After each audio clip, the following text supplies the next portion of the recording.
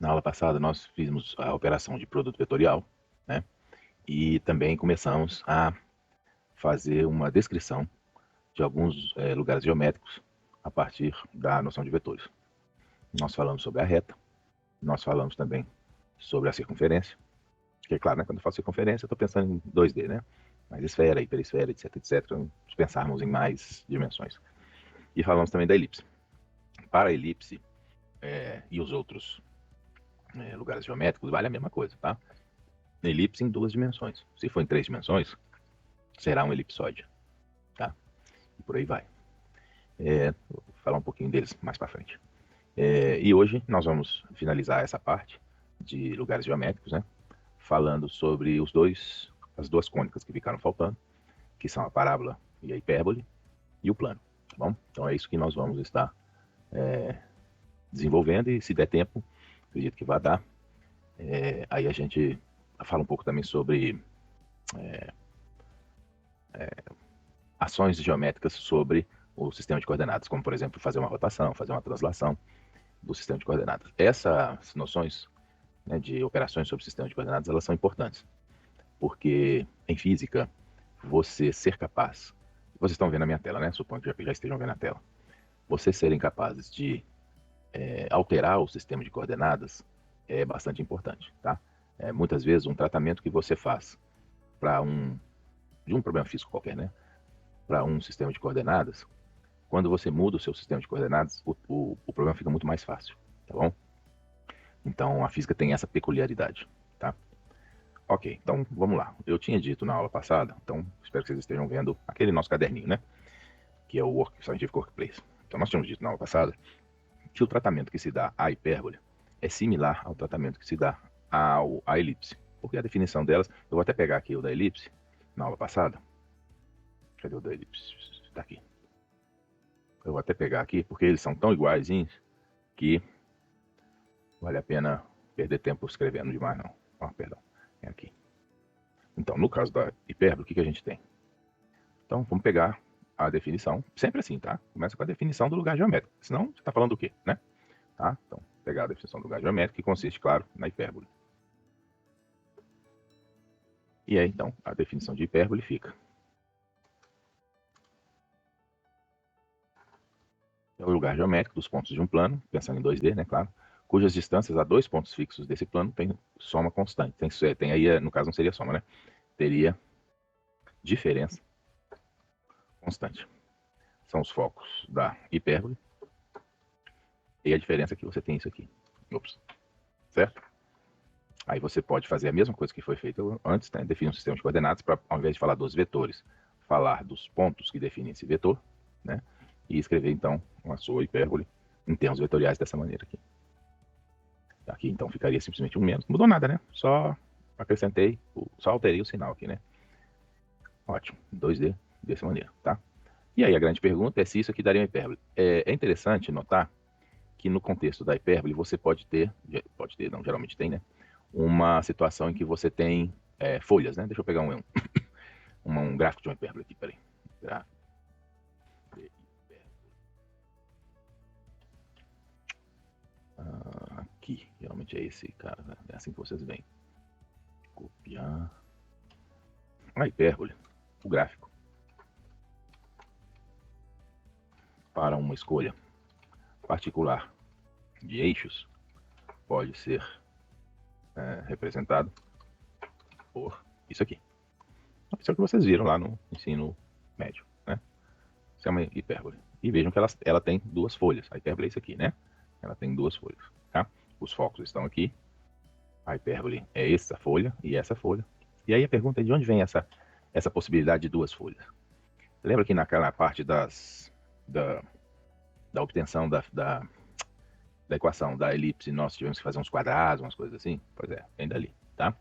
Então, nós poderíamos então pensar em fazer a mesma coisa que nós fizemos para a elipse aqui. Então, vou colocar isso aqui como um exemplo. E seria assim, obter a equação da hipérbole em 2D, dado que os focos se encontram nos pontos F1,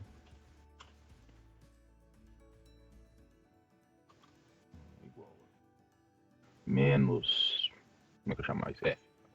0, né? Tô colocando sobre o eixo X, perfeito? Qualquer dúvida que aparecer sobre o que eu tô fazendo, por favor, tá? 0F. Então, quando você fica... Veja que a definição do lugar geométrico só depende da fixação dos tais focos. Uma vez feito isso, a definição gera o lugar geométrico. E gera através dessa expressão que está aqui, tá? Ou, se preferirem, dessa aqui, que é independente do sistema de coordenadas, tá bom? Então, perfeito. Se nós fizemos isso, né, fizemos essa imposição para a posição dos focos, ou seja, nós selecionamos o sistema de coordenadas, é isso que a gente está fazendo, no final das contas, tá? O que nós obtivemos? Nós podemos escrever a equação dessa maneira, com essa definição do foco. Então, aqui vai ficar 0 menos F, né? Aqui vai ficar... isso.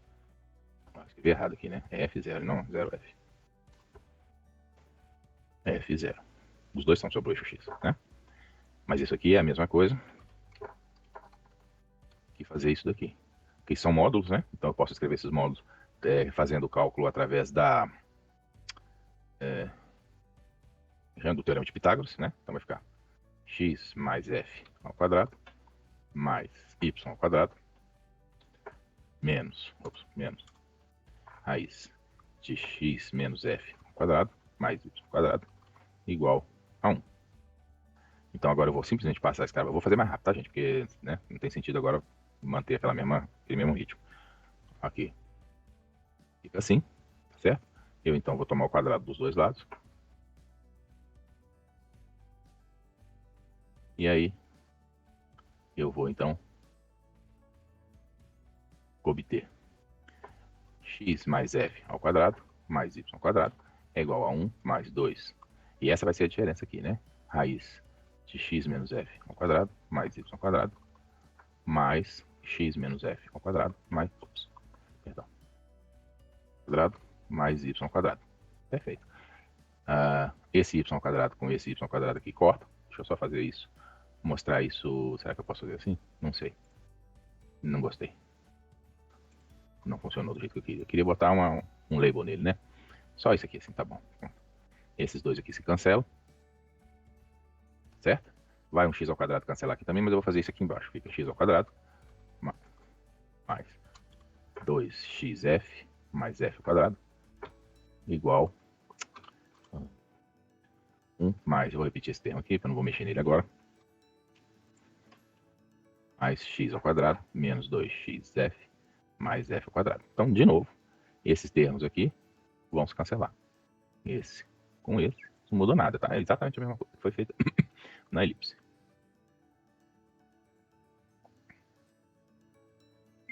E ficamos, então, com uma questão, fica 4, passa para lá, né? Fica 4xf menos 1, passei 1 para lá, é igual a esse 2 aqui.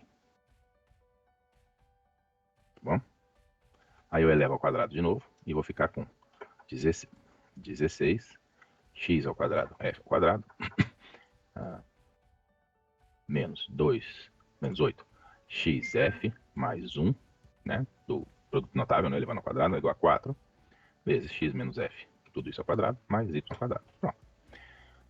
Eu posso expandir, eu vou fazer essa expansão aqui mesmo, que é igual a 4 x ao quadrado, menos 8 xf, mais 4f ao quadrado, mais y ao quadrado, Professor, né? Oi, diga. por que y ao quadrado também não vai multiplicar por 4? Vai sim, esse aqui, né? Vai sim, ele tá multiplicando tudo, né? Esse mesmo. Esse aqui, né? É esse aqui? Não, é esse aqui, né? Ele primeiro. Esse aqui, deixa eu ver aqui. É verdade, tem um 4 aqui, verdade. Porque é esse cara aqui que ficou quadrado, né? Isso, obrigado, viu? É isso mesmo. Aí deixa eu só ver se eu não fiz caca aqui no resto, acho que não, né? Vocês vão me avisando aí, tá? 4x ao quadrado. Acho que tá certo agora. Acho que tá certo. Se não tiver certo, tá errado, né? Aí vocês corrigem aí. Aí vai ficar aqui. Vou manter esse cara assim, 4y ao quadrado. Vou passar todo mundo pra lá, tá? Menos 1. 4y ao quadrado. Menos. Vou colocar assim. 16f ao quadrado. Eu tô pegando o x, tá? Menos 4x ao quadrado.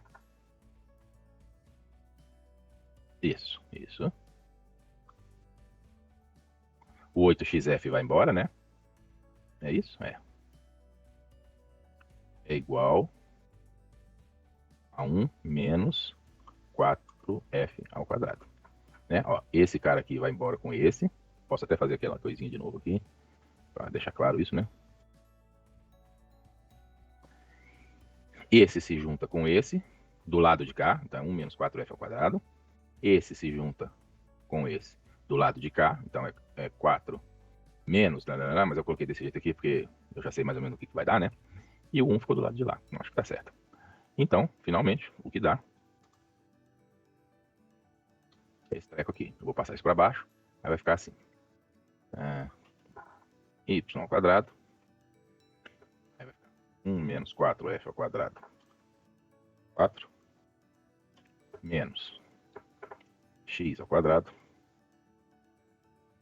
1 menos 4 sobre 16, né? Esse troço aqui, né? Sobre isso aqui. Igual a 1. Tá certo? Então, vamos supor que o f é igual a... O f, por exemplo, nesse caso aqui, tem que tomar um certo cuidado, evidentemente, porque o f não pode ser meio. Se o f for meio, dá bode, né? Você vai ter dificuldades aqui, né? Porque vai dar 1/4, 1 menos 1/4, tá? Então tem que tomar um certo cuidado com relação a isso aqui. Vai depender do valor do f, se esse troço aqui vai ser uma hipérbole de uma determinada forma ou de outra. Vamos colocar aqui um valor de f, só para testar.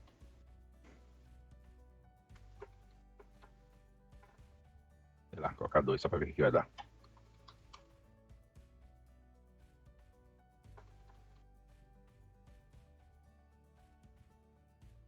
Porque aí claramente os sinais vão ser alterados, né? Ó, se o f for igual a 2, esse sinal aqui vai ser alterado. Isso aqui vai ficar 1 menos 8, menos 16, né? Nossa, que não tem chato. Vamos colocar f igual a 1, então, para ficar mais fácil pra gente. Peraí. Aí aqui fica 4. Aqui fica 4. Não há problema não. 12. Aqui fica menos 3 sobre 12. E aqui fica menos 3 sobre 4. Sobre 4. Então, se a gente pudesse tirar o sinal, né? Ficaria esse cara de cá positivo e esse cara de cá negativo, sem os sinais embaixo. Pronto. Essa seria a nossa equação, tá? Agora eu tenho que ver que gráfico que eu uso para fazer isso aqui. Implicit, se eu não me engano. Vamos ver. Vai. Poxa, aqui, pronto. Viu? Essa é a hipérbole que nós obtivemos fazendo f igual a 1, tá certo? Aí você fala assim, pô, mas tem aquele problema lá do meio, né? E aí? Como é que vai ficar se a gente colocar meio?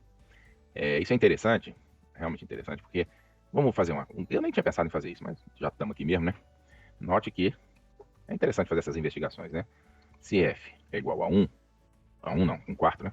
1/4, teremos problemas. Vamos ver o que ocorre quando f tende para 1. Eu quero falar isso porque eu vou falar muito dessas noções de tende para, tá? Mais à frente, que é a noção de limite, tá bom? Vamos supor, portanto, que f é igual a 1. 1 não, 1/4. Meu Deus do céu, eu tô com esse negócio de 1 na cabeça. 1/4. Então ele vai ser 0,25. Você não entende? É porque é americano, né? Mais 1 epsilon. 1 delta. Tá? Ops, esse valor de delta é um valor que a gente vai deixar solto. Em que delta tende a 0, né? A 0. Então, quanto mais perto de delta tiver, de 0 delta tiver, mais eu vou estar perto da minha situação problemática aqui, tá? Então, vamos substituir esse f aqui. Substituindo a equação da hipérbole, ficamos com... Aqui tem 0,25 mais delta, né? Vou colocar isso aqui. Não, peraí. É meio, né? É meio. Meio, perdão. E aí o quadrado dá 1/4, né? Então é 0,5, tá? Senão não faz sentido. Então vou colocar aqui 0,5, vou colocar isso aqui. 0,5 mais delta. Aqui é a mesma coisa, então eu só substituir aqui, peraí.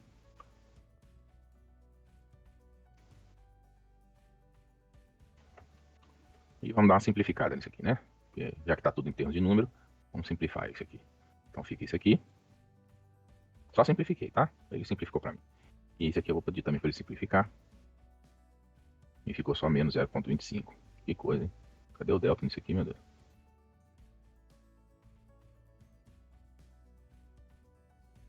Estranho, deixa eu ver se eu fiz besteira. Tem um delta aqui. Um troço estranho aqui, não sei.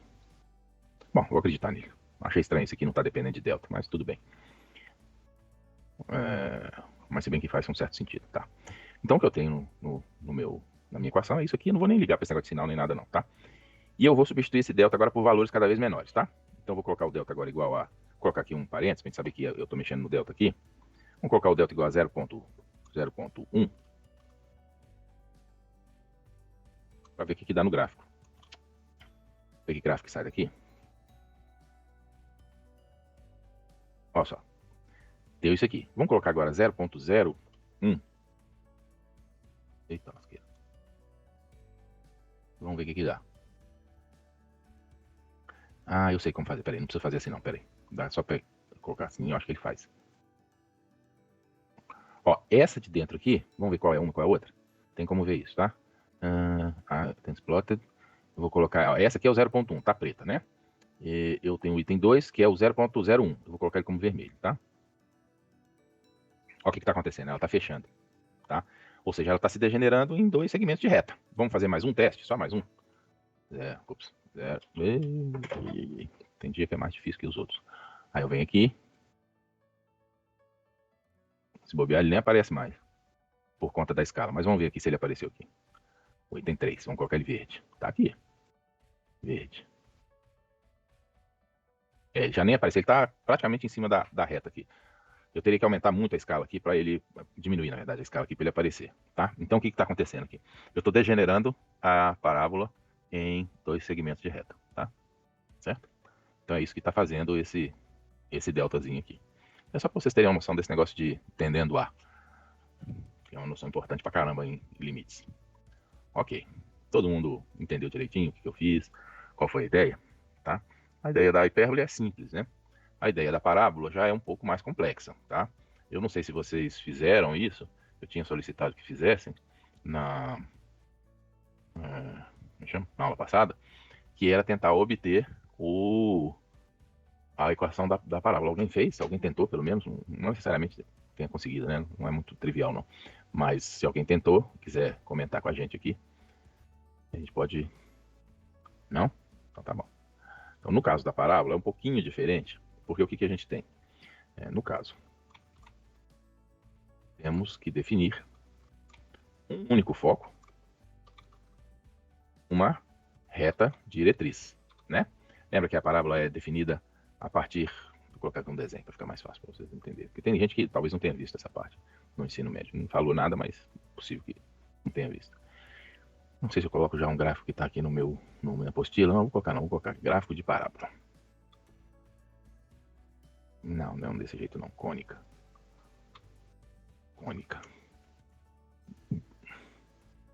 Pronto, é esse cara aqui. Esse é o cara que eu quero. Esse é o cara que eu quero. Esse é ótimo. De fato, para uma escolha adequada de eixos, temos um gráfico dado na forma a seguir. Então, esse Dzinho aqui, em que D é a reta diretriz, e o F. F é o foco, e a parábola é definida da seguinte maneira. Definição. Então, alguém gostaria de dar a definição? Lembra de qual é a definição de uma parábola? Não? Ai, gente, dá uma tristeza. Bom, vamos lá. Assim, a reta diretriz que passa, no caso do gráfico, né, pelo ponto D menos P sobre 2, 0. Tá? E foco, F é o foco que passa... que está no ponto, né? É um F, P sobre 2, 0. Tá? Então, de modo que a parábola é definida de forma geral da seguinte maneira. uma parábola é o lugar geométrico definido pelo conjunto pontos que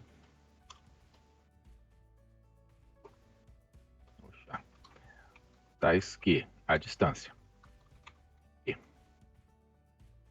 foco é igual à distância de que, aliás, ele chamou de P, né? Eu vou chamar de P só para seguir o desenho, tá? Ainda que nós não estejamos pensando no desenho mais, tá? Isso é uma definição geral que não depende de sistema de coordenadas. A distância de P ao foco é igual à distância de P, a reta diretriz, tá? A distância P é igual à distância P, a reta diretriz tomada perpendicularmente. A distância tem que ser tomada perpendicularmente, mas não custa nada colocar, né?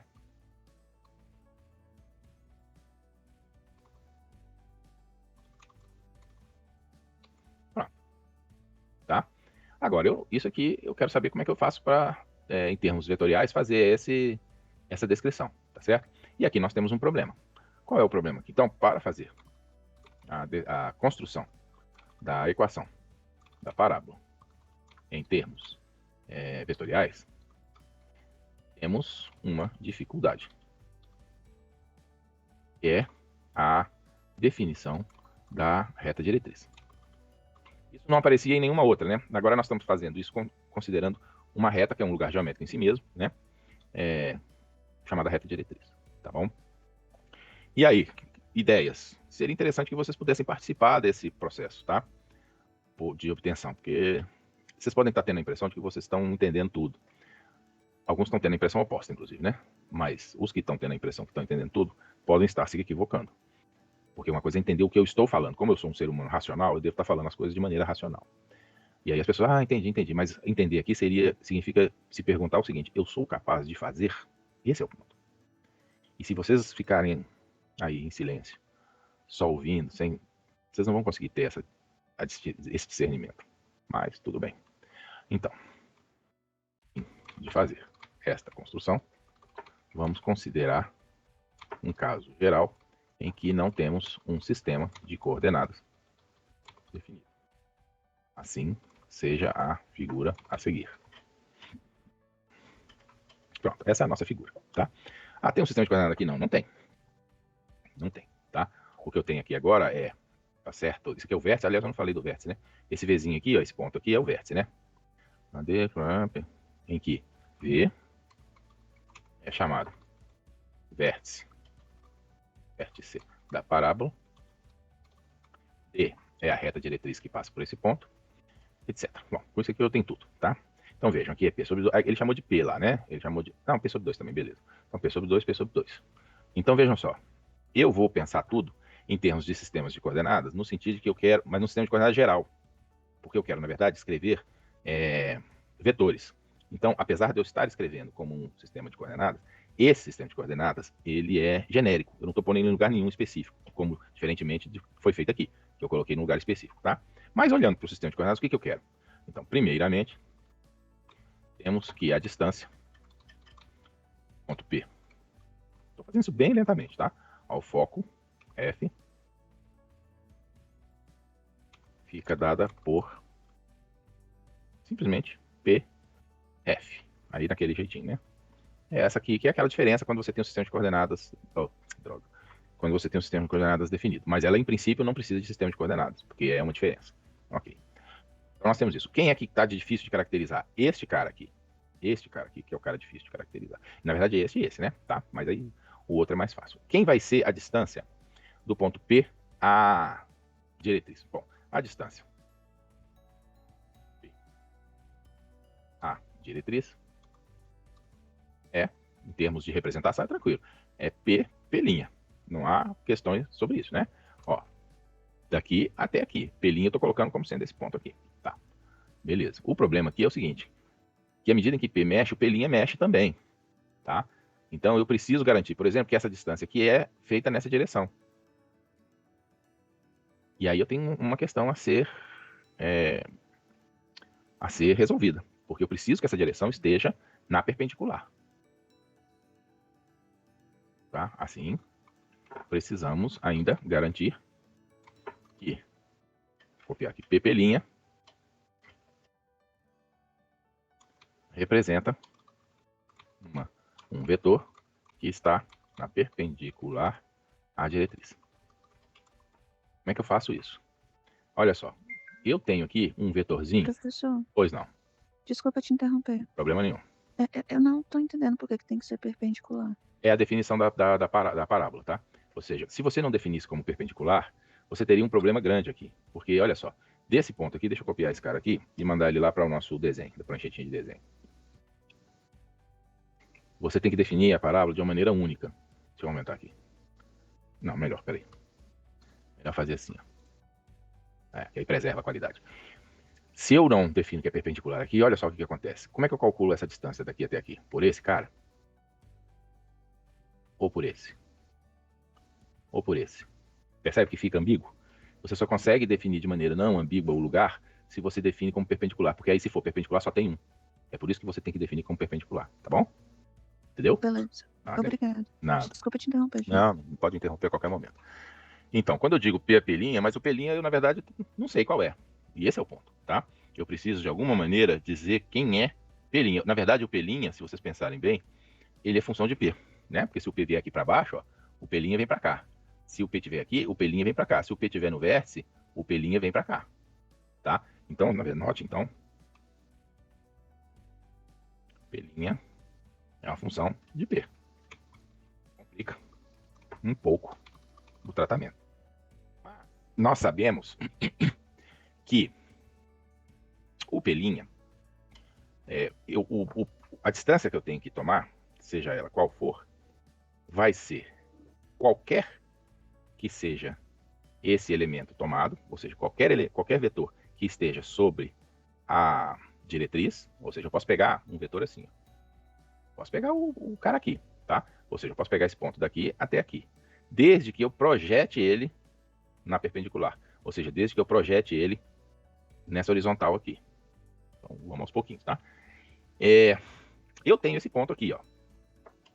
Temos o ponto D, vetor, que está associado ao foco, de modo que DF, na verdade FD, né? FD é igual a P, né? FD é igual a P, concorda? Né? Porque aqui é P sobre 2, aqui é P sobre 2.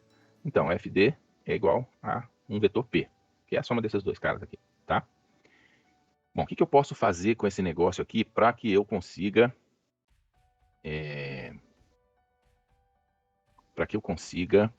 essa distância. Então agora vamos voltar para a nossa imagenzinha aqui. Então vejam só, vou desenhar em cima dela, só para a gente desenhar de azul. Ó, droga. Desenhar de azul aqui, tá? É um pouquinho mais grosso agora. Eu quero essa distância. E eu quero que ela seja perpendicular. Perfeito. Como é que eu consigo fazer essa distância? Olha só, eu vou fazer de cinza agora, para poder discernir. Olha só uma coisa aqui, ó. Vamos pegar a distância do ponto P ao ponto D, tá? Esse vetor, portanto, aqui, deixa eu pegar agora outra cor. Vamos pegar esse vetor aqui, que é o vetor entre D e P, e vamos projetar aonde? Nessa aqui, ó. Nessa distância aqui, ó. Não vai ficar exatamente esse tamanho? Se eu projetar esse vetor nesse caso, né? Já coloquei, peraí. Ah, tá, pronto, droga. Se eu projetar esse vetor roxo sobre esse vetor aqui, a distância sobre essa direção aqui, né? A distância que eu vou obter, que necessariamente é perpendicular, né? Porque foi assim que foi construída a diretriz, né? Como perpendicular a essa direção. E eu vou ter exatamente essa distância e já vou tê-la perpendicular. Ou seja, eu preciso da projeção do vetor PD na direção do P. Então vejam só. Agora,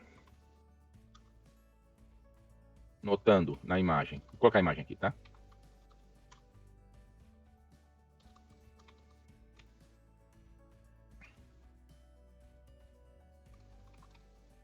O módulo do vetor PP'. Essa é uma construção muito mais complicada do que as outras, tá? Tomando a distância, o vetor PD, né? Porque o D está exatamente nesse ponto aqui. Então, PD é esse vetor. Já vou colocar aqui aquele gráfico, tá? Aquela imagem. Projetado, esse é o ponto, tá? Projetado na direção do vetor P. Veja a figura. Aí eu coloco a figura aqui, peraí só um minutinho. Eu preciso diminuir isso aqui, senão dá bode. Ctrl A, Ctrl C, Ctrl V. Pronto. Tá? Então o vetor PD, eu vou colocar aqui, vou mostrar na imagem abaixo. Na imagem podemos obter o módulo de PD em verde, o módulo do vetor P', né? P', né? O módulo dele, que é o azul, que é igual ao verde. Tomando o vetor PD, que é o vetor roxo, projetado na direção do vetor P, que está sob o verde, que está, não é o verde. Né? Note que o vetor P, ele vem é o DF, tá? É o vetor DF, tá bom? Rigorosamente falando, como é que eu obtenho projeção? A operação que me gera projeção é a operação de produto escalar. Eu já tinha mencionado isso na aula anterior. Então vamos lá. Ó, a distância PF, então vamos lá. Com isso nós ficamos com o seguinte. A distância PF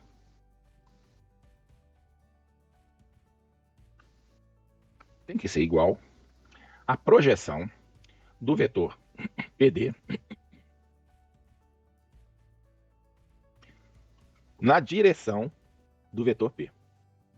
Agora, isso aqui é a direção do P. O vetor P é o vetor FD, tá? Mas eu não posso pegar o FD com módulo, porque eu quero só a direção e o sentido, no melhor das hipóteses. Mas eu quero só... O sentido não vai fazer diferença aqui, mas eu quero só a direção. Quando eu quero só a direção, eu tenho que tirar o módulo desse cara, né? Porque ele pode ter um tamanho maior. Então eu pego aqui o FD. Esses caras são todos conhecidos, né? Isso é importante, tá? Pego o FD, pego o FD, é o vetor, né? Porque eu tenho que fazer um produto escalar com vetor. E divido pelo módulo de FD. Porque isso daqui, ó, é um vetor unitário.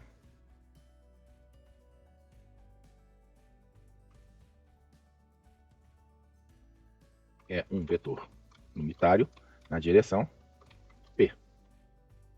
Eu podia colocar P sobre módulo de P, mas pode colocar assim também. Aí vocês que decidem, tá? Não faz diferença. Porque o FD é o P, né? Eu coloquei isso aqui em algum lugar. FD é o P, tá?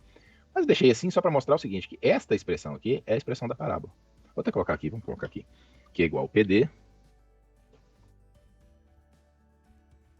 vezes o P sobre o módulo de P. De P, tá? Este cara aqui é o vetor unitário na direção P, tá? Ou seja, P assim. Pronto. Isso tudo aqui, ó, não tem nenhuma dessas coisas aqui, tem qualquer relação com um sistema de coordenadas. Nada disso aqui tem relação com o sistema de coordenadas. Por quê? Porque eles são obtidos a partir de diferenças, são vetores que são construídos a partir de diferenças. Então, se eu colocar o sistema de coordenadas aqui, eu teria exatamente essa mesma expressão. Tá certo? Os vetores seriam diferentes, mas a expressão seria exatamente a mesma. E gerariam o mesmo lugar geométrico, mas com uma fórmula diferente, tá? Então, vamos pegar uma situação específica aqui, vou pegar uma aqui na internet, alguma parábola que tem aqui já dada, só com valores, né? Só pra gente... vamos ver se alguém fala aqui, um parábolazinho. Não, tudo bem, vamos lá. Então agora vamos pegar aquele mesmo exemplo, tá? Bom, assim, eu posso agora escrever assim, em termos de um sistema de coordenadas.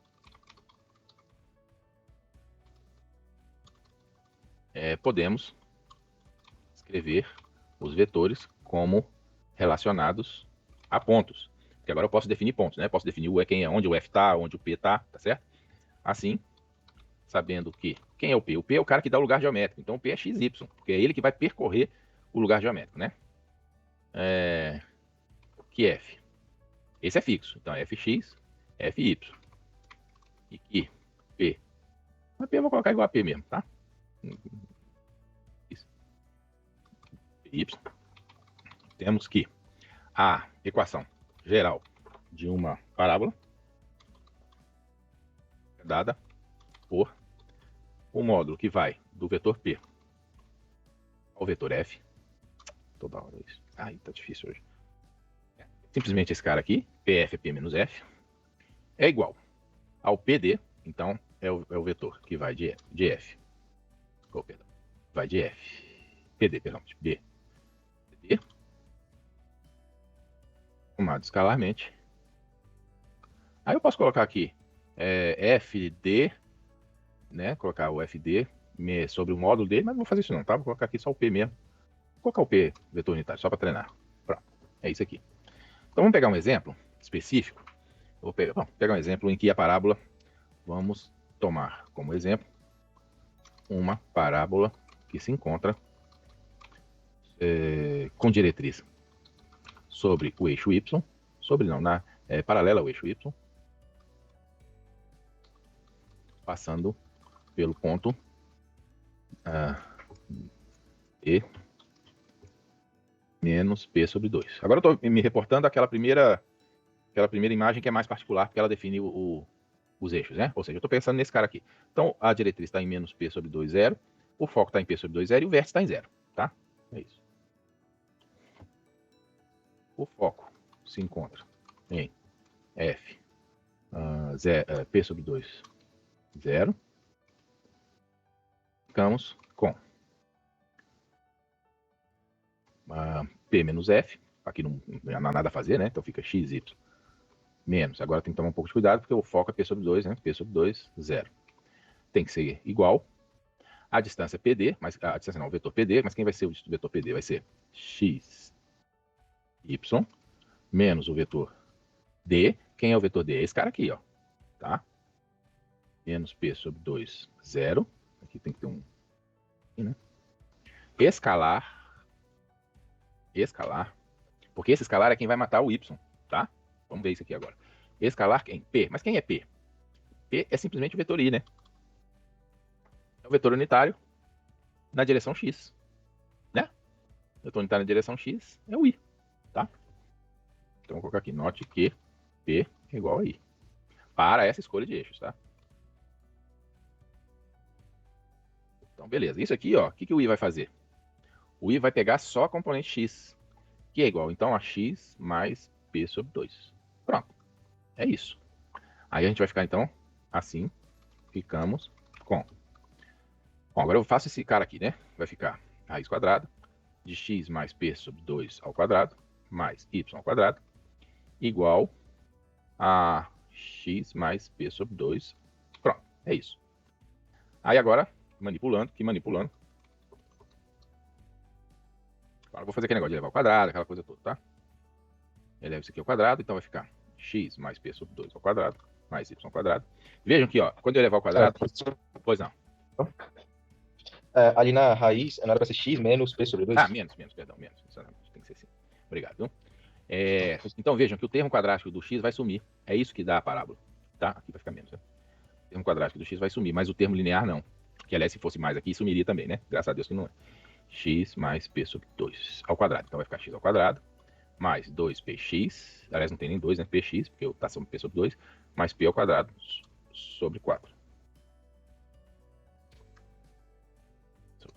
Tá? Eu posso desenvolver esse lado aqui, então vai ficar x ao quadrado menos px, né? Mais p ao quadrado sobre 4, mais x ao quadrado, mais y ao quadrado, igual a esse outro treco que está aqui desse lado. Não vou mexer nele agora não, estou um pouco mais devagar então. Aí você mata esse termo aqui. Vamos lá. Com esse. Esse daqui morre com esse.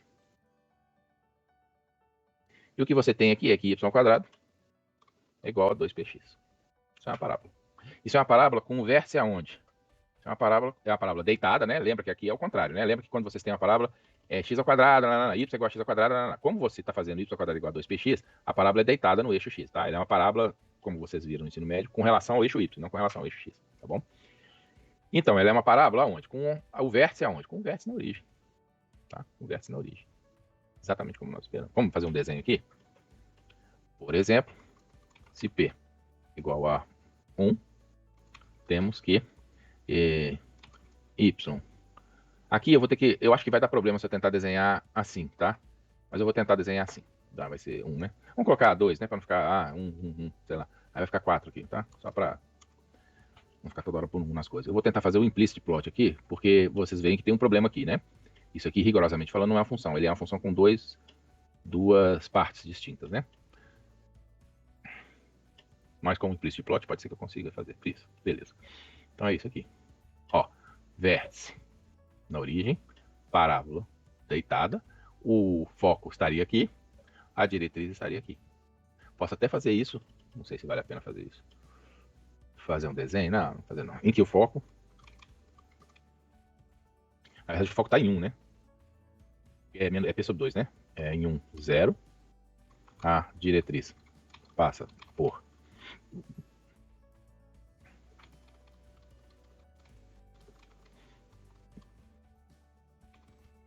certo? E aí? Deu para entender? O processo é mais complicado, né? O processo aqui é mais complicado porque eu sou obrigado, por conta dessa noção de perpendicularidade, a fazer uma projeção. E eu tenho que fazer uma projeção na direção. Porque o P pode ter qualquer valor, né?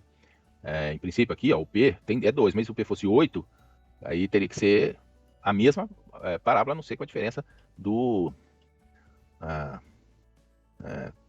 distância, né? Do foco e do D da coisa, e não multiplicado isso aqui. Isso aqui não pode influenciar em termos de módulo, só pode influenciar em termos de direção, tá? Lembrar que isso aqui é o módulo desse, vezes o módulo desse, que é 1 vezes cosseno de θ, tá? Ok, perguntas? Ou posso tocar adiante? Tá bom, então vamos tocar para frente. Então agora nós temos a definição do que é, nós podemos, né, definir o que é um plano. Então, para definir o que é um plano, o que a gente faz? Nós temos que tentar, para definir vetorialmente, né, nós temos que pensar em como definir o plano, de tal maneira que essa definição seja adequada a uma representação vetorial. Então, vamos tirar essa tranqueira daqui, que nós já usamos, que não era necessário. Vamos apagar.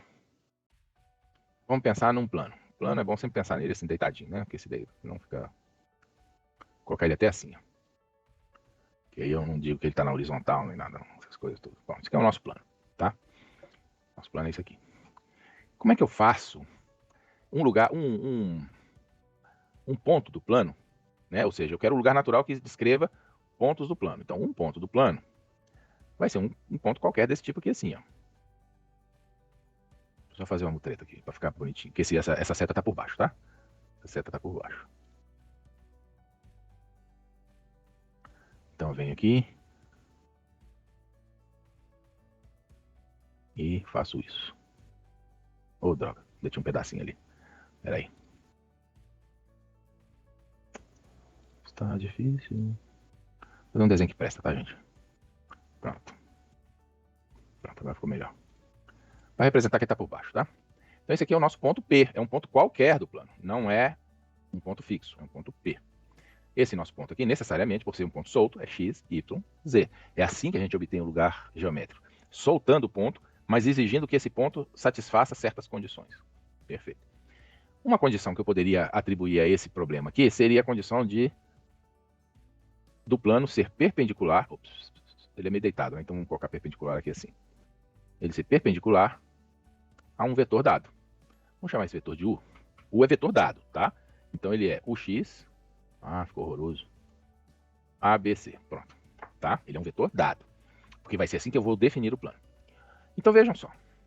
Eu poderia pensar... Eu estou aceitando sugestão a qualquer momento, tá? Quem quiser dar sugestão aí, fique à vontade, por favor. Eu poderia definir esse cara assim. Pega esse vetor. Não precisaria nem... Pega um ponto qualquer. Não vou pegar esse cara aqui, não. Vamos pegar um ponto qualquer. Pega um ponto qualquer aqui. Sobre o plano. Que eu vou chamar de P0. Eu não vou escrever como x0, y0, z0, porque é óbvio, né? Então eu pego um plano qualquer aqui, deixa eu só dar uma ajeitada aqui para ficar um desenho decente. Aí eu venho aqui, ponho um verdão aqui. Deixa eu só mudar para uma cor mais clara aqui agora. Para dar a impressão de que está por baixo. Pronto. Vou colar essas coisas todas não, mas já quebra um galho. Então vejam só. Se eu sei que esse ponto está no plano, e sei que o plano é perpendicular a este vetor, o que eu posso dizer a respeito do vetor PP0? Vamos lá, gente. Exercita aí o raciocínio. Vocês vão ter que desenvolver esse raciocínio de uma forma ou de outra, tá? Vou repetir a pergunta. Eu sei que o plano é perpendicular ao vetor U. Eu vou construir o vetor P0. Eu quero que o ponto P esteja no plano. Se o ponto P estiver no plano, eu sei que o ponto P0 está no plano. Então, o vetor P0 vai estar onde? No plano. Porque os dois pontos estão no plano, o vetor P0 vai estar no plano. Portanto, ele vai ser o que com relação ao... Perpendicular. Exatamente. E é isso que é a equação. Você dizendo isso, você já disse tudo. Então, considerem.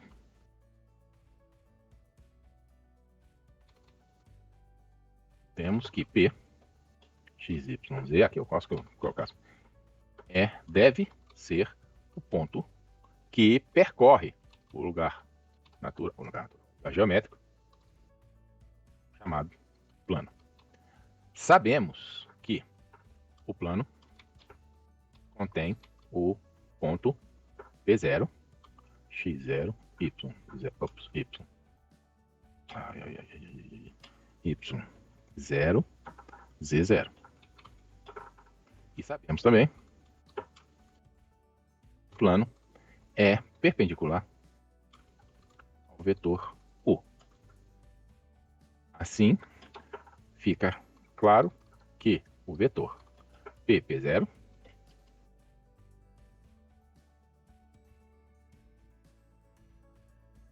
deve ser perpendicular a... Então, agora eu vou colocar a imagem aqui, tá? Pronto, a imagem é essa aqui.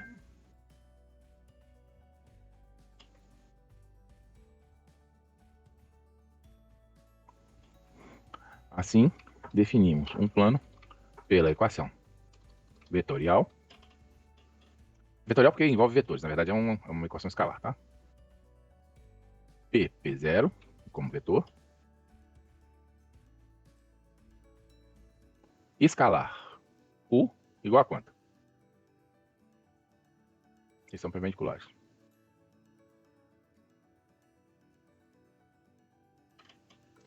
Quem não sabe, não precisa me responder se não quiser, mas quem não sabe responder a essa pergunta está muito mal na matéria. Não está sabendo praticamente nada, tá? Porque o produto escalar entre dois vetores perpendiculares tem que dar zero. Isso já foi dito explicitamente aqui. Quem achar que vai conseguir estudar e conseguir uma boa nota, faltando 2 ou 3 aulas para a prova, precisa ir até não digo ir fisicamente, né, mas precisa conversar com pessoas que já fizeram esse curso para entender aonde vocês se meteram, tá? Então, assim definimos um plano por equação vetorial assim. Vamos dar um exemplo. Vou ver se eu consigo um exemplo aqui. Exemplo. Estou dando todas as dicas para vocês. Pô, não reclamo. Vamos.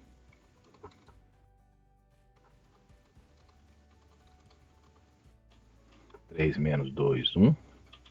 E é perpendicular ao vetor. Veja, aqui é ponto. Vamos até colocar o P0 aqui, vai. E é perpendicular ao vetor U. Sei lá. 2, 3, 1, 1. Pronto, tá bom. Tudo fácil. Assim, ficamos com x, y, z menos 3 menos 2, 1. Escalar. 1. Não vou colocar 1 não, porque senão vai ficar difícil de depois entender, porque vai ficar tudo igual. 2, 6, pronto. Sem preguiça também. Igual a 0. E fornece x menos 3, y mais 2, z menos 1, escalar 1, 2, 6. 1, 2, 6 igual a 0. Ou ainda, aí é só fazer a conta, né? X menos 3 vezes 1, mais, que é o produto escalar, y menos 2, então vai dar y mais 2 vezes 2, mais 6, z menos 1 igual a 0. Isso aqui pode ser escrito ainda da seguinte forma. Deixa eu simplificar isso aqui. Simplificar não, expandir. Expand. Pronto, é isso. Isso aqui é a equação do plano. Implícito. Ah, é porque é 2D, pô, não é 2D, é 3D. Pera aí, implicit 3D.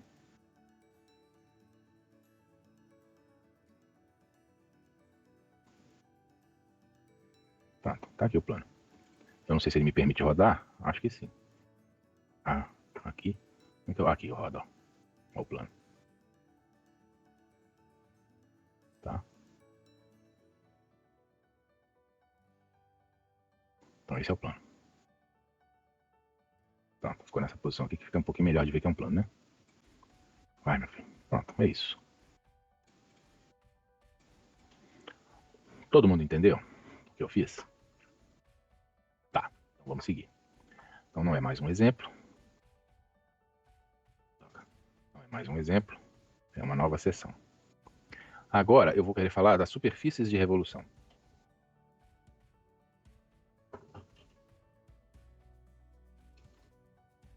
Então, quando temos lugares geométricos em 3D, eu falo isso porque isso vai aparecer explicitamente nas figuras de revolução, né? Vão ser muito importantes para o nosso estudo mais adiante, tá? Quando a gente for calcular momento de inércia, centro de massa, essas coisas assim, de coisas tridimensionais. Quando temos lugares geométricos em 3 dimensões, pode acontecer que duas dessas dimensões entram na equação do lugar geométrico, né, claro, de maneira similar. Por exemplo, para um elipsoide, temos de revolução, uma revolução, podemos ter, vou falar ainda que é de revolução, podemos ter a equação, tem que ser 3 dimensões, né? Um elipsoide, x ao quadrado, mais y ao quadrado, sobre a ao quadrado, mais z ao quadrado, sobre b ao quadrado, igual a 1. Por exemplo, tá? Isso é um exemplo. Podia ser qualquer outra coisa, tá? E, substituindo os valores a igual a 2 e igual a 3, só para fixar as ideias, ficamos com x ao quadrado mais y ao quadrado sobre 4, né? Mais z ao quadrado sobre 9 igual a 1. Aí eu pergunto a vocês, se eu fixar o z, que figura que eu tenho? Fixar o z em um valor qualquer. Que figura que eu tenho, hein? Fixar o z em 1, por exemplo. Qual é a figura plana que eu tenho? Uma elipse? Não, uma circunferência. Boa.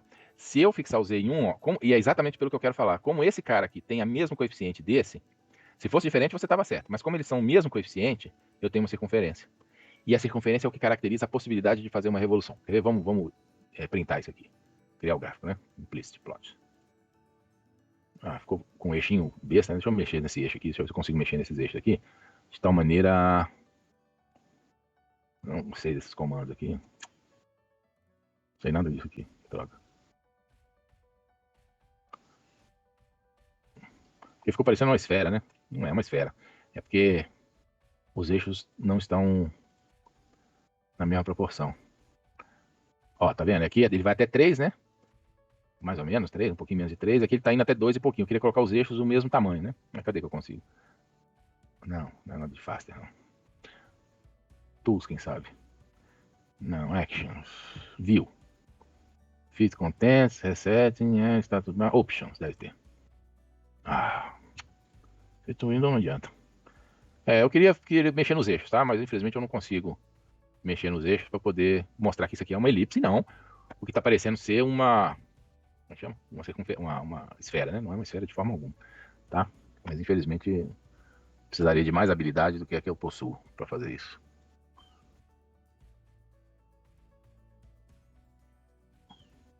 Já sei o que eu vou fazer. Vou apelar. Ao invés de colocar 2 e 3, porque estão muito perto, né? Vou colocar 2 e 8 e 9. Pronto, acabou. 81. Quero ver se não vai dar para ver agora. Então tira esse cara daqui. Porque eu quero mostrar justamente a revolução, o caráter de revolução. Então se ficar tudo igual a uma... eu pus 2D ou 3D? Acho que foi 3, né? Deus permita. Isso aqui não é bom, cara. Quando ele faz isso aqui, significa que ele vai travar. Generating plot. Deus ajude que não trave, porque senão eu vou acabar perdendo umas coisas que eu já fiz aqui. Ai, meu Deus do céu. Antes de fazer gráfico, tem que sempre salvar. Vai travar. Quando ele fica assim, ele vai travar. Não, não travou, não, graças a Deus. Aí, agora sim. Só que agora ficou grande demais, ele cortou aqui, ó. Desgraçado. Então não vou pôr 9, eu vou pôr... Salva primeiro, professor. Hein? É, Salva primeiro. Isso. Boa. Vamos pôr 5 aqui, vai. Porque ficou meio grande aqui e ele não conseguiu plotar de uma maneira decente. Então vamos zerar isso aqui. Salvar. E fazer o gráfico. Agora deve dar, não é possível que não dê. Agora eu confio que ele faz. Se ele fez aquele outro, ele vai fazer esse. Se não fizer, tudo bem também. Se travar, ok. Porque nós temos salvo, né? Vai, meu filho, trabalha. Aí, pronto. Mas olha só que interessante isso aqui. Não quero isso não, quero ver mesmo. Aqui. Por quê? Olha só, se você olha assim, ó, é uma elipse, né? Se você olha assim, ó, é uma elipse. Mas e se você olha assim? É uma circunferência. Tá? Por que é uma circunferência? Por causa daquilo que eu mencionei lá, ao olhar a... Deixa eu colocar um box aqui, boxado aqui. Como é que faz pra colocar em box? Sim? Não. Sim? Não. Assim? Não. Ah, os eixos aqui. Oh, meu Deus do céu, olha só. Bom, não sabia, fiquei sabendo agora. Tá? Então, é isso. A nossa elipse, quando você, para qualquer z que você fixe dentro da elipse, né, de menos 5 a 5, tá? Você vai, em 5 você vai ter um ponto, né? Mas de menos 5 a 5, aberto, intervalo aberto, você vai ter pequenas circunferências, tá? E é por causa disso que você tem o que você chama de uma superfície de revolução. Ela é de revolução, vai. Ela é de revolução porque você pode revolver sobre esses eixos aqui, girando, que ela vai ser sempre a mesma coisa, tá? Isso é uma superfície de revolução, tá bom? Então, é isso. Pronto, tá? Note que se girarmos esta figura mantendo o eixo Z fixo, então girarmos no plano XY, né? Teremos sempre a mesma figura. Ou seja, ela é invariante por rotações no plano XY. E isso significa ser uma superfície de revolução. Não precisaria ser no plano XY, poderia ser em qualquer outro plano, evidentemente. Mas toda vez que uma superfície é invariante por rotações num plano, uma superfície em 3D, é invariante por rotações num plano, ela é uma superfície de revolução. Todo mundo entendeu esse conceito? Esse é um conceito importante. É um conceito novo porque vocês nem falam em 3 dimensões no ensino médio, não sei exatamente por quê. Deve haver alguma mística das 3 dimensões no ensino médio. Então essa parte geralmente vocês têm uma certa dificuldade, tá? Para compreender adequadamente, tá bom? Então se tiverem dúvida, por favor, falem agora enquanto está carregando o gráfico aqui de novo, porque como eu diminuí, ele está recalculando o gráfico, tá bom? Ah, você tem figura de revolução? Pronto.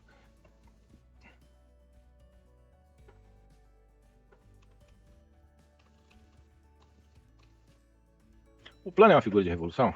Essa é uma pergunta interessante, né? O plano é uma figura de revolução em torno do vetor que caracteriza ele, né? Ao qual ele é perpendicular. Se você girar o plano em torno daquele vetor, não muda nada, tá? Podemos ter figura de revolução para qualquer uma das cônicas, né? Sim, por exemplo, podemos ter as seguintes figuras de revolução. Vou pegar e copiar aqui agora. Para elipse.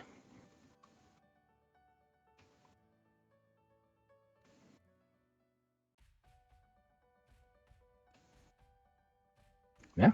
Isso aqui são elipsoides, né? De revolução. Ó, esse cara de revolução em torno desse eixo aqui, ó. E esse cara de revolução em torno desse eixo aqui, tá? E para a parábola, vou pegar mais uma figurinha aqui, que agora eu tô pegando da apostila, tá? As figuras estão na apostila. Para quem tem, tá tudo lá. Para a parábola, que aqui eu tô pegando o eixo de revolução. Qual é o eixo de revolução que eu tô pegando aqui? É o P. O eixo, aqui no caso seria o Z, né? Porque eu tô em 3 dimensões, mas seria o P que eu tô colocando na direção Z, tá? Qualquer corte plano que eu faça nessa superfície aqui, o plano passando pelo Z, vai me dar uma parábola. Se eu escolher qualquer Z. Então, essa parábola aqui teria que equação, mais ou menos. Ah, sim, vou colocar aqui. Tá, não precisa colocar. Não. As equações não precisa colocar, não. Ou para hipérbole. E para... Deixa eu pegar a hipérbole aqui. Você pode ter hipérbole assim. É chamada hipérbole de 2 folhas. Porque se você está girando a hipérbole em torno do eixo de definição dela. Ou assim. que aí é uma hipérbole de uma folha.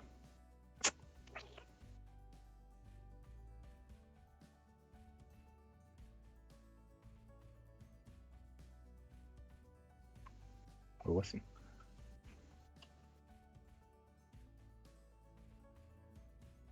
Aí eu pergunto, como é que será que eu estou gerando então essas hipérboles para obter coisas desse tipo? Assim. Ou assim. Pega a hipérbole. Pega a hipérbole. Nós já fizemos a hipérbole. Olha só, se eu pegar o eixo de revolução dela, né, ou seja, o eixo em torno do qual ela vai girar, como sendo x, o que vai acontecer? Esse troço vai fazer uma circunferência. Cada ponto sobre esse lugar geométrico, deixa eu desenhar isso aqui para vocês. Não custa nada. É sempre importante não ter muita preguiça. Deixa eu aqui, vamos usar aquela estratégia de aumentar assim. Se eu girar em torno do eixo x, o que vai acontecer? Este ponto que aqui está, assim como qualquer outro ponto que está sobre o lugar geométrico, vai fazer esse percurso aqui. Ó. Concordam comigo? Ou eu estou errado? Deixa eu aumentar aqui só para ficar mais visível, tá? Tá certo? Vai fazer esse percurso que está aqui. Vamos colocar em vermelho. Assim como esse cara desse lado aqui vai fazer um percurso similar. Tá certo? Esse lado aqui, qualquer um dos pontos vai fazer um percurso similar. A essa altura, aqueles que têm mais habilidade de visualizar as coisas já perceberam como é que a outra é feita, né? Tá certo? Então, nesse caso, se você gira em torno desse eixo aqui, que eu poderia até colocar assim, ó.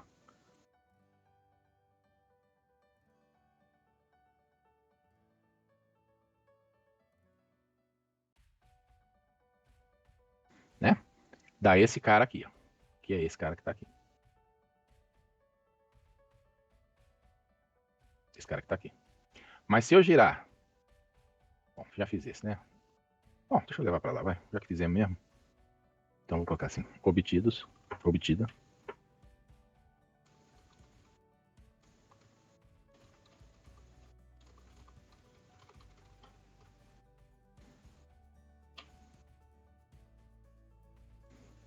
Então, essa aqui vai ser obtida.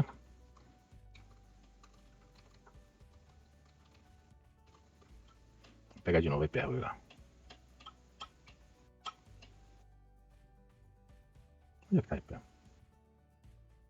Ah, tá aqui.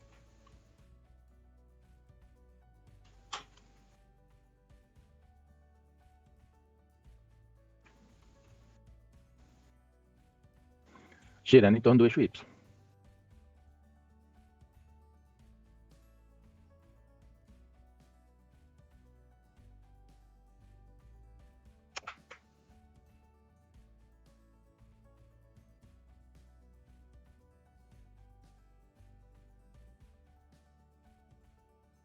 Tá? Aí o eixo Z estaria aqui, hein? Cuidado. O eixo Z estaria aqui, tá? Essa hipérbole, ela é de revolução, mas ela é de revolução não é em YX. Ela é de revolução em ZX. Eita.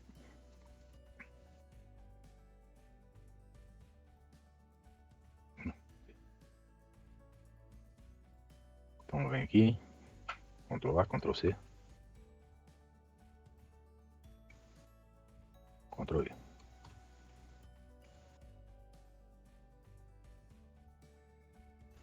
Tá certo? Aqui o oblato, você vai pegar se você girar a sua elipse de uma determinada maneira e o prolato se você girar segundo um outro eixo de definição dela. Então, só para dar uma ideia, eu não vou levar isso para lá não, mas só para dar uma ideia. Se você pegar uma elipse assim e você girá-la desta maneira, né? Ela vira um elipsoide oblato. Perdão.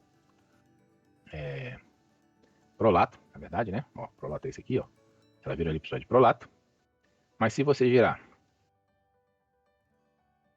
desta maneira aqui, ou seja, em torno do eixo que está aqui, que pode ser o eixo Z, por exemplo, desta maneira, ela vira um elipsoide oblato. Que é esse cara aqui. Tá? Aqui você então está girando segundo diferentes eixos. O fato é que, seja de um jeito ou de outro, em todas essas imagens, em todas essas figuras de revolução, que é o que eu quero agora apresentar, seja qual for o eixo de rotação, adotado para qualquer uma das figuras. O fato é que, sendo uma figura de revolução, duas variáveis irão aparecer na equação exatamente da mesma maneira.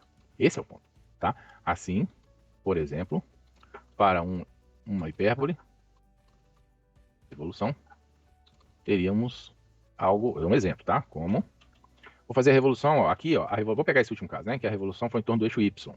Então as variáveis x e z são equivalentes. Se as variáveis x e z que são equivalentes, elas aparecem da mesma maneira. Então, sei lá, 9 menos. Tá difícil.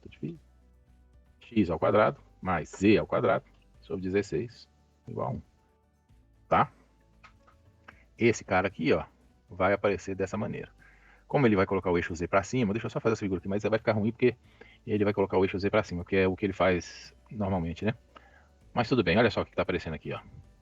A hipérbole de revolução aqui, ó, tá vendo? Ó, como ela é de revolução aqui. Aqui é porque os eixos estão diferentes, tá? Na verdade, esse troço aqui é uma circunferência. Deixa eu ver se eu consigo ajeitar isso aqui. Não sei. Não sei como é que faz, não, infelizmente. Eu queria ajeitar os eixos, mas eu não consigo. Ops. Volta. Tá. Não consegui ajeitar os eixos aqui, tá? Mas vejam, aqui é 5, aqui é menos 5. Aqui é 5, aqui é menos 5. Então é porque eles são iguais, tá? É porque realmente o troço aqui deforma, tá? Vamos colocar assim. Pronto. Aqui dá.